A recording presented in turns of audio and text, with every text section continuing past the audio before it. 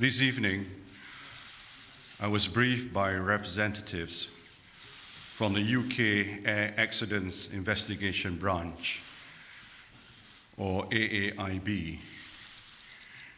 They informed me that Inmarsat, the UK company that provided the satellite data, which indicated the northern and southern corridors, has been performing further calculations on the data using a type of analysis never before used in an investigation of this sort.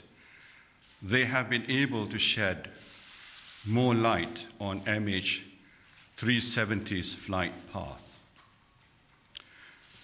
Based on their new analysis, Inmarsat and the AAIB have concluded that MH370 flew along the southern corridor and that its last position was in the middle of the Indian Ocean, west of Perth.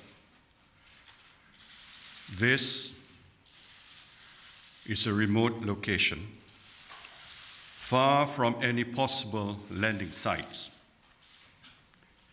It is therefore with deep sadness and regret that I must inform you that according to this new data, flight MH370 ended in the southern Indian Ocean.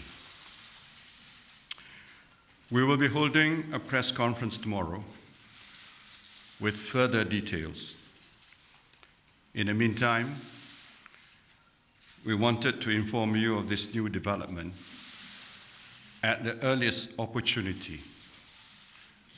We share this information out of a commitment to openness and respect for the families, two principles which have guided this investigation.